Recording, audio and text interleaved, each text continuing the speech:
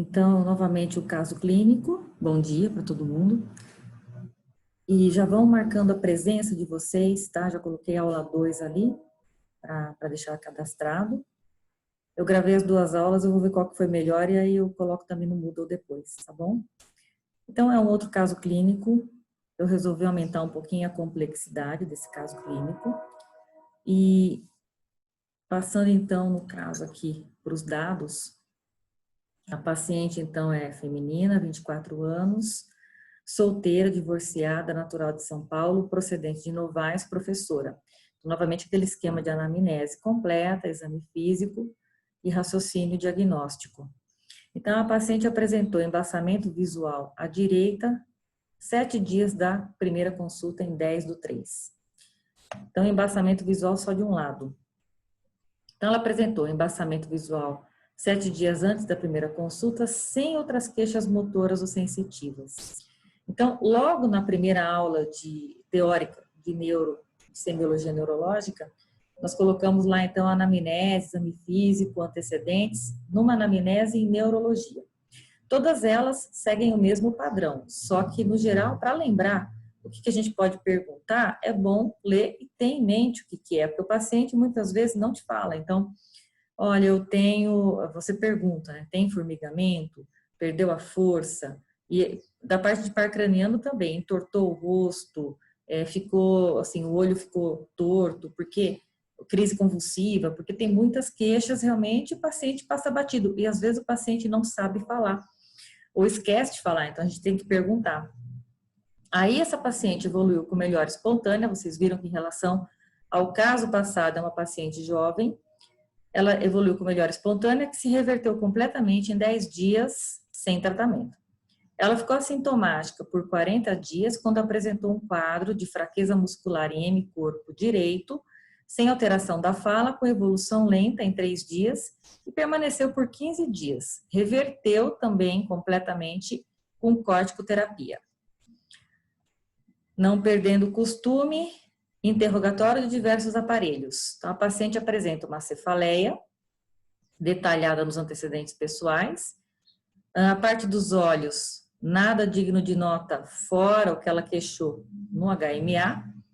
Pescoço, nada digno de nota. Tabagista, teve asma na infância. Ela nega constipações da parte abdominal, alterações de hábito intestinal, dores ou outros sintomas. Aparelho geniturinário nega alterações. A idade da menarca foi com 13 anos e ela faz uso de pílula anticoncepcional.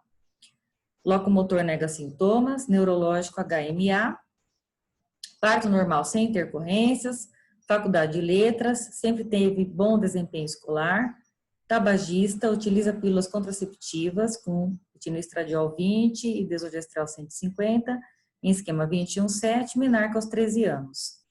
Ela apresenta uma cefaleia pulsátil, duração de 4 horas no dia que dá, mas isso é uma vez por semana. Usa dipirona 500 miligramas quando tem dor.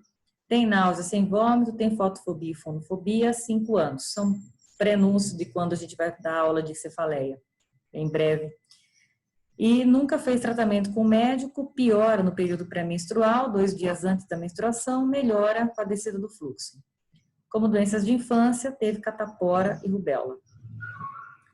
Histórico social ocupacional e mesmo familiar aqui, pais de classe média, um irmão mais novo, sempre trabalhou tranquilamente, poucas intercorrências, e pai diabético, mãe hipertensa e a mãe tem enxaqueca.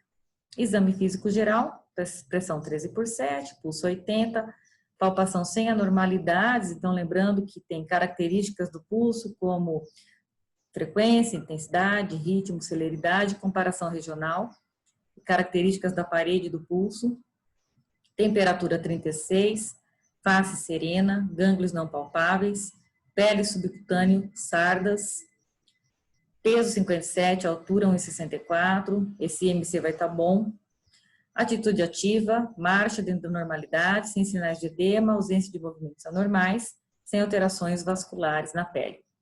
Do exame físico especial, isso é bem resumido. Então, murmúrio vesicular da parte respiratória sem ruídos adventícios, ausculta cardíaca sem sopros, 2 bolhas normofonéticas, eu não peguei percussão, palpação, porque no final quero que vocês me entreguem até o dia 30/11, eu vou deixar esse exercício, independente da volta ou não de aulas, esse é um exercício que realmente eu passei, nós vamos dar sequência nele, de examinar de novo um parente, mas de que forma? As iniciais, porque tem que ser tudo sigiloso, ético, e aí o histórico, queixa principal, duração, mesmo que não seja em neuro, é só para treinar realmente uma anamnese completa, com todos os itens que o Dr. Sérgio passa, que o Dr. Fábio, o Dr. Francisco, então tudo que a gente precisa colocar no exame. Então é para ficar um Word bem completo, assim. Sem sinais de Giordano, sem número de páginas também. Aparelho respiratório, palpação abdominal e ausculta sem alterações, geniturinário não examinado, locomotor sem alterações, tiroide não palpável, sem alterações de vasos e ausculta de carótida sem sopros, e o aparelho neurológico, vamos ver então aqui aquele resumão de exame neurológico. Esse caso, assim, diferente às vezes do que chega para nós, foi possível nós termos os 2 exames neurológicos dela, porque variou. E aí tem isso do 18/3, eu só errei a data, né? Eu falei que ela foi examinada em 18, de colocar 18, porque é 18/3 de 18 e 20 de maio de 18. Como uma doença crônica, a minha ideia foi, ao longo do tempo, a gente tem que reavaliar essa paciente. Então, é 18 aqui. Isso a gente revisa a aula e ainda tem uns pequenos erros aqui de digitação. Bom, motricidade ocular, então, extrínseca dessa paciente no primeiro exame, ela tinha uma alteração do terceiro par craniano, que é o óculo motor. Então, ela tinha uma paralisia do olho direito na hora que ela olhava para a direita e para a esquerda, quer dizer, ela tinha uma paresia do reto medial. Isso é interessante porque é um problema na motricidade conjugada, no olhar conjugado, na parte horizontal. Então, reto medial e não superior, o inferior e o oblíquo. A motricidade do óculo motor ela é mais ampla do que o sexto e o quarto par. O sexto e o quarto par estavam dentro da normalidade e o nervo que inerva esses músculos só inerva esses músculos. Agora, o terceiro par é reto superior, reto inferior, oblíquo inferior e o reto medial e o elevador da pálpebra. Então, ela não tem pitose, mas a hora que a gente faz o olhar conjugado para a direita ou para a esquerda, o reto medial fica. Então, é uma parte do terceiro par que está com problema. Isso é interessante porque isso chama oftalmoparesia internuclear. É uma via aberrante que liga o terceiro ao sexto. Porque se vocês imaginarem, a hora que a gente faz o olhar conjugado, o reto lateral vai do mesmo lado para o mesmo lado. Tipo, o reto lateral direito vai para a direita e o reto medial esquerdo vai para a direita. Quando a gente faz o olhar conjugado para a esquerda, o reto lateral esquerdo vai para a esquerda e o medial direito vai para a esquerda. É complexo. Essa via tem que ligar o sexto ao terceiro par e pegou nesta via. Terceiro e quarto normais, pupilas isocóricas fotorreagentes, que é a motricidade ocular intrínseca, fundo de olho dentro da normalidade, sétimo par dentro da normalidade, tinha corrigido um erro de digitação agora, antes da aula, força muscular preservada, membros superiores e inferiores, tônus dentro da normalidade, reflexo cutâneo plantar em flexão, então não tem sinal de Babinski, reflexos da paciente dentro da normalidade, uma cruz, quer dizer, é um reflexo nem muito vivo, nem ausente e simétrico. O problema, maior necessidade de avaliação é a simetria. Hoffman não tem, marcha dentro da normalidade, campo visual preservado, mímica preservada, coordenação motora, não tem alterações, movimentos são coordenados, movimentos involuntários anormais, tremor, coreia, não tem, sinais meningo-radiculares não tem, Romberg não apresenta, é negativo, então o equilíbrio está bom. Sensibilidade dolorosa e vibratória dentro da normalidade, não tem perturbações neurovegetativas e fala dentro da normalidade. Aí ela tem um segundo exame, 20 de maio de 18. Então, a motricidade ocular extrínseca está preservada, olha que interessante, que ela recuperou em 10 dias, vocês viram na história. Então, terceiro, quarto e sexto, perfeito. Pupilas isocóricas fotorreagentes, fundo de olho normal, sétimo dentro da normalidade, mas o hemicorpo direito dela tem um déficit. Então, temos a força muscular grau 3 em membro superior direito e grau 3 em membro inferior direito. Tônus normal, reflexos cutâneo plantar, ela apresentou Babinski à direita, inflexão à esquerda, e os reflexos já se mostraram mais vivos à direita. menos o aquileu, que está simétrico, mas no geral é uma hiperreflexia do mesmo lado do déficit, quer dizer, isso aqui é uma síndrome piramidal. A marcha, por conta do déficit, levemente arrastada, do lado direito, campo visual preservado, coordenação preservada, mímica preservada, movimentos involuntários não apresentam, o restante dentro da normalidade. Então, resumindo, o exame neurológico da primeira vez, alteração da motricidade ocular, compatível com oftalmoparesia internuclear, então pegou terceiro e sexto par aqui, e essa via especificamente, quando a gente pega essa alteração no paciente, tem uma foto para frente, a gente pensa em desmielinização, a gente vai para o raciocínio da nosologia, um pouco já tendencioso nisso, mas tem diagnóstico diferencial. Eu destaquei o fundo de olho porque a queixa principal dela foi embaçamento visual. Mas vocês poderiam pensar, então, tem uma alteração do fundo de olho dessa paciente. A papila vai estar embaçada, vai ter um edema de papila? Não tinha, inclusive porque também foi realizado por um oftalmologista. E a hipótese, nesse caso, é uma neurite retrobulbar, quer dizer, a desmielinização ou processo patológico, não sei ainda bem o que é, ela está atrás da papila do nervo óptico, atrás da retina, eu não consigo visualizar com o exame de fundo do olho. O segundo exame neurológico, a motricidade ocular, fundo de olho normal, só que ela tem uma paresia do hemicorpo direito, sinal de Babinski à direita.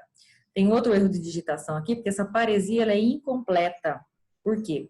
Ela é proporcionada porque o braço e a perna estão grau 3, mas ela é incompleta porque a face está preservada. Lembra que eu falei na aula passada, isso não exclui o piramidal, que pegou braço e perna, então não exclui, é sistema piramidal, já estou localizando. Então, já pensando em localização, aqui é par craniano, está no tronco cerebral, topografia da lesão. Ponte, porque na verdade o terceiro par, o reto medial, ele está no mesencéfalo, só que ele tem que conectar com o sexto par, que está mais embaixo, para fazer a motricidade conjugada. Então, isso daqui é ponte. E o piramidal, ele tem que sair ali do lobo frontal, mas é subcortical provavelmente, porque está abaixo, fala preservada, mas pegou piramidal, pegou mais perto da área frontal à esquerda. Então, síndromes, já estava resumindo. Ela tem, então, a gente pode assim, para resumir de uma maneira que a gente consiga falar, síndrome de pares cranianos, porque pegou terceiro, o sexto não, mas assim, pegou o terceiro que é conjugado com o sexto. Então, síndrome de par craniano e o segundo par por causa do embaçamento visual. E no segundo momento, ela recuperou dessa parte inicial e aí ela teve uma síndrome piramidal. No segundo momento, a segunda síndrome é a piramidal por causa do déficit de força, hiperreflexia e sinal de Babinski. Então, a localização, ponte, nossa, mas de que lado, tal, quer dizer, geralmente ali pega bem no meio entre as duas partes, eu vou mostrar um desenho para vocês, e pega subcortical a parte piramidal, porque preserva o córtex se nós pensarmos em desmielinização. Mas tem diagnósticos diferenciais, vou de novo passar por aquele grande slide que tem todas as nosologias e etiologias, o que a gente vai fazer de diferencial para essa paciente. Tumor cerebral entra no diagnóstico diferencial. Então, mostrando como que seria o exame neurológico dessa oftalmoparesia internuclear, que a gente fala, essa via aberrante de Dejerini. O paciente vai olhar para a direita do paciente, tá? O paciente vai olhar para a direita, então o reto lateral vai, mas o reto medial fica. A mesma coisa para a esquerda, então ele vai olhar para a esquerda, o reto lateral vai e o reto medial permanece parado. Se eu peço para ele olhar para cima, o olhar está perfeito, se para ele olhar para baixo, o olhar está perfeito, e se eu faço a convergência e acomodação, está perfeita, quer dizer, não é uma paresia do reto medial, é uma paresia da conjugação do olhar. É interessante fazer a convergência, que é, você começa uns 50 centímetros longe, pede para o paciente olhar e aproxima da ponta do nariz, ele tem que convergir o olhar. E aí você consegue ver que isso está preservado. E aqui mostra a via, tem que pegar realmente nessa região, que seria a ponte, onde você conjuga o terceiro com o sexto par. E aqui de novo, o terceiro com o sexto e aqui o terceiro com o sexto. Então, pega nesse cruzamento. Na hora que você pega esse ponto aqui da ponte, é o lugar onde você tem essa lesão. E aqui um desenho mostrando onde é exatamente isso. Então, aqui está mostrando a ponte, na parte de trás, aqui perto do ventrículo, ao pé da cisterna, então esse aqui é o pontinho, aqui no caso mostrou uma desmielinização. Então a gente já faz tendencioso a desmielinização, mas também o tumor nessa região, tumor cerebral nessa região também é diagnóstico diferencial, mas é interessante esse ponto de desmielinização que mostra exatamente o lugar que pega essa conjugação do olhar, e vocês viram que é no meio, não tem lado, né? Que é bem no meio do caminho mesmo. Aqui mostrando, então, se a paciente tem alterações motoras, que nem ela teve ali um piramidal. Aqui, na verdade, quando a gente pega essa doença que a gente vai falar dela, aqui até destacou no caso do lado esquerdo, certo? Que foi para o lado direito. Mas vocês verificam que tem outros pontos aqui desmielinizantes, nesse caso, e tem pacientes que já, na investigação, tem que pedir também coluna. Tem pontos desmielinizantes também na coluna cervical, nesse caso. Se nós pegamos um paciente, por exemplo, só com isso aqui, aí nós temos mais diagnósticos diferenciais ainda, a gente já não pode fechar nessa doença desmielinizante. Quando a gente pega um paciente que logo de primeira, isso aqui é caso fictício, tá? Eu colei as imagens, mas já teve pacientes que a gente pega de primeira, só tem uma lesão pontual, seja esse quadro clínico, seja outro, uma única lesão.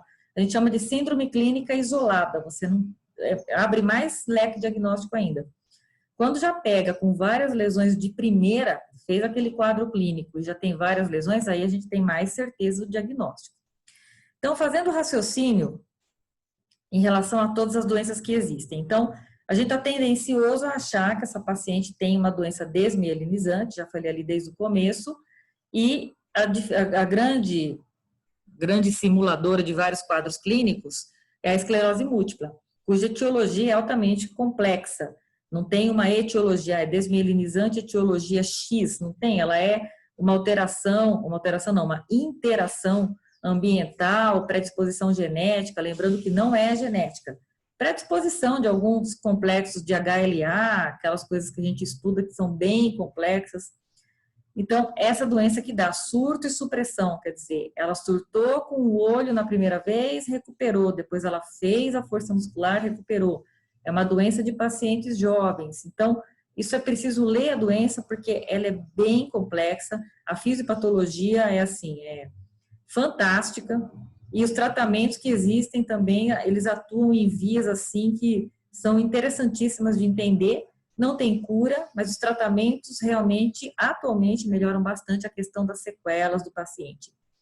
Mas um paciente que chega com esse quadro clínico, é só isso que eu vou pensar? Eu vou pensar porque ela já chegou com 2 quadros, 2 áreas diferentes, e se nós pegarmos os critérios dessa doença, preenche sem fazer nenhum exame complementar, mas é lógico que precisa fazer diagnóstico diferencial.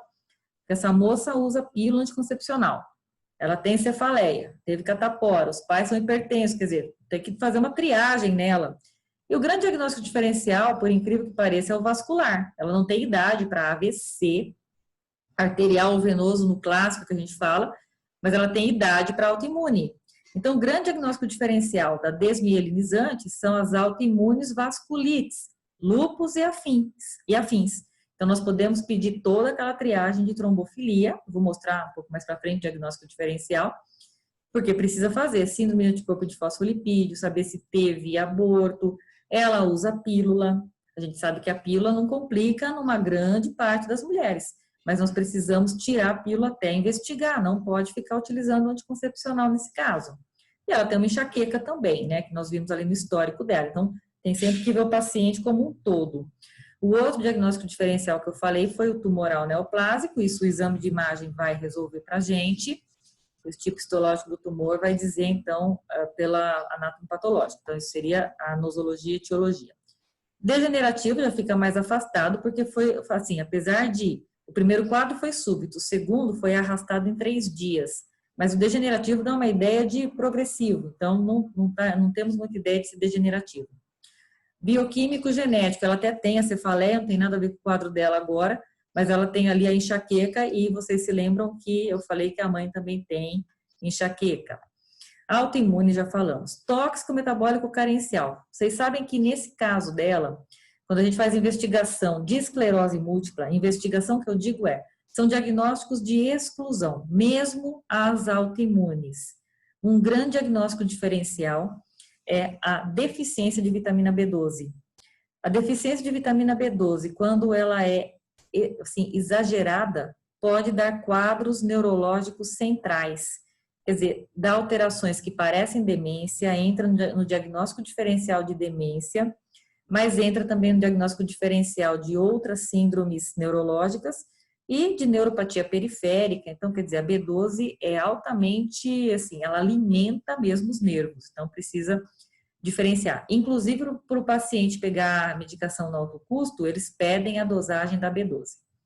Traumática, ela não teve história do trauma, mas lembram que eu falei que muitos pacientes que têm, geralmente idosos, eles batem a cabeça, esquecem de falar para o médico, a gente vai e acha na tomografia o hematoma. Mas o quadro dessa moça é diferente. E o inflamatório infeccioso por si, ela não teve história de febre, de ter viagem para algum lugar estranho, nada, mas também entra no diagnóstico diferencial algumas doenças, como tuberculose, HIV, hepatites, são altamente também complexas a interação com o sistema nervoso muitas vezes, e essa triagem de infecciosa ela deve ser feita no sangue mesmo. Algumas no líquor, qual que seria assim um grande diferencial atualmente que também simula um monte de quadros clínicos? A sífilis terciária. Então, tudo isso aí tem que ser investigado, porque praticamente numa moça nessa idade, todos os diagnósticos são de exclusão, não tem uma hipótese mais, assim, importante que a gente pode levar, tipo, falar, não, é isso mesmo, como acontece com os AVCs em pacientes com determinadas idades, acima dos 55 anos, com fatores de risco. A gente fica mais tranquilo de fazer o diagnóstico de AVC. Mas uma moça nessa idade, com toda a vida pela frente, a gente tem que fazer um diagnóstico bem exato para poder propor um tratamento correto. Então, novamente, falando aqui de raciocínio diagnóstico, lembrando então que a nosologia é tudo aquilo que eu mostrei, que é uma coisa mais ampla para o nosso raciocínio, e a etiologia dentro da nosologia, nem sempre a gente consegue um nome único, exclusivo para isso. Nela, então, na paciente, o principal foi pensar em desmielinizante, lembrar que é do sistema nervoso central, é o oligodendrócito, e essas interações de autoimunidade, inflamação, ambiente, vírus ao longo da vida, leva então ao diagnóstico de esclerose múltipla, tem critérios diagnósticos, vocês vão ter aula teórica disso, e um grande diferencial é a ADEM, que eu vou mostrar agora aqui, antes de falar o que o médico solicitou, quais são os diagnósticos diferenciais, então. Em relação ao olho, que ela teve uma neurite óptica, ela teve retrobulbar. A outra doença, que é mais rara que a esclerose múltipla já é raro. Mais rara ainda é a neuromielite óptica. Então, o paciente tem uma alteração do olho e ele pode ter também na medula espinal. E aí, o diagnóstico diferencial é feito com um anticorpo que chama aquaporina 4, que vindo positivo, ele nos direciona para outro tratamento. Outras doenças desmielinizantes, e aqui no caso, nós estamos falando da parte vascular, existe também, tem que fazer ecocardiograma também no diagnóstico diferencial, porque tem umas cardiopatias valvulares que dão a mesma ideia, o paciente solta pequenos êmbolos, e aí você vê, são AVCs, mas eles aparecem de um jeito, às vezes ele não entope rapidinho, vai 2, 3 dias, então descartar a valvulopatia. Outras doenças isquêmicas, como eu falei agora, trombofilias. Então, anticorpo antifosfolipídio, fator antinúcleo para descartar lúpus. E tem outras doenças reumatológicas aí importantes, que são as vasculites do sistema nervoso central. Da parte de neurite óptica tem outras neurites, mas aí ela não ficou restrita à neurite. No momento em que ela apresentou síndrome piramidal, não ficou restrito ao olho, então se fica somente no olho, tem essas outras neurites que o oftalmologista tem que trabalhar junto com o neuro para poder descartar. Se fosse só medula, que eu estou pegando o diagnóstico diferencial geral, ela não teve medula, tá? Mas assim, no caso de um diagnóstico de síndrome medular, quer dizer, o paciente tem lá paraparesia, não consegue urinar, não consegue evacuar, quer dizer, parou, foi um choque medular e não foi um trauma, existe por esclerose múltipla, existe por essa neuromielite óptica, existe a mielite esquistossomótica, aquela doença infecciosa parasitária, ela pode migrar para a coluna, o paciente faz uma paralisia de membros inferiores ou da onde pegar essa medula, até os 4 membros, mas mais comum é membro inferior, porque dizem que a esquistossomose lansônica, ela migra do fígado por contiguidade, não é via sanguínea. É um horror pensar nisso. E ela vai por contiguidade, geralmente ela chega na área lombar ou um pouco para cima. Então, geralmente são as pernas que são acometidas. E nós tivemos um caso que o líquor tinha eosinófilo. Eosinófilo no líquor são muito poucas coisas que dão. E geralmente são padrões assim, protozoário ou verminose mesmo. As mielites associadas ao HIV, o HIV sempre entra no diagnóstico diferencial, nas sorologias, inclusive, que eu falei, tem que ser feito HIV, hepatite A, B e C e a sífilis. Quando o paciente apresenta, porque o quadro clínico nessa doença pode variar bastante, quando o paciente apresenta alteração de equilíbrio e marcha, vocês viram que eu fiz questão de frisar que Romberg estava negativo, não tinha alterações do equilíbrio, que é uma doença que também pega bastante equilíbrio. São outras ataxias hereditárias, mas aí são degenerativas, e a malformação de Chiari, que é uma migração do cerebelo pelo forame oval, pelo forame magno, desculpa. Então, nesse caso, você vai tendo uma alteração cerebelar de equilíbrio. E tem vários graus aqui, de 1 a 4. Até o Alexandre, nas aulas dele, ou mesmo das aulas assim, extracurriculares, ele explica bastante como que aborda isso quando é cirúrgico, quando é grau 1, geralmente não é cirúrgico. E o grande diferencial para essa paciente, como se fosse só um surto, se fosse só o primeiro surto, é essa encefalomielite disseminada aguda, que é uma doença desmielinizante de surto único. E ela acontece por quê? Porque geralmente o paciente teve uma infecção viral, bacteriana ou uma vacina. E olha as vacinas que mais podem assim levar a essa autoimunidade. Sarampo, rubéola, cachumba, febre amarela e até a pólio e carrapato, que não é um problema que a gente tem aqui, isso é mais nos Estados Unidos. De qualquer maneira, isso é muito raro, mas o interessante é que eu falo que o paciente nasce de novo, porque ele tem um único surto, aí ele vai remielinizar as fibras dele e ele nunca mais vai ter problema. Eu só não sei se a gente convence ele a tomar vacina, inclusive de coronavírus, porque o paciente fica impressionado, mas não tem nada a ver. Ter a reação alguma vez, como acontece aqui, não quer dizer que vai ter a outras vacinas. É até assim, fala que ele é sorteado para fazer acontecer isso. Então, voltando aqui, o que o médico solicitou? Líquor, que tem um padrão típico no caso da esclerose múltipla, e a ressonância de encéfalo, que eu falei para vocês, é um caso fictício, mas vamos supor que nós pegamos, então, a alteração desmielinizante e mais o sistema piramidal. Essa paciente já teve 2 surtos, se a gente pegar assim.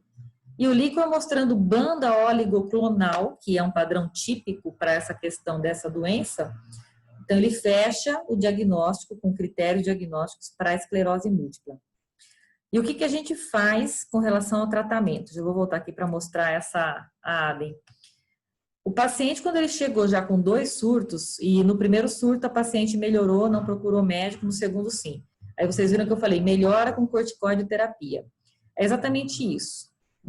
Antes até de você fazer o diagnóstico diferencial, como muitos dos tratamentos das doenças reumatológicas e das doenças neurológicas e das doenças oftalmológicas, é fazer corticoide, então muitas vezes eu falo, você ainda não sabe o diagnóstico, mas você precisa saber o tratamento.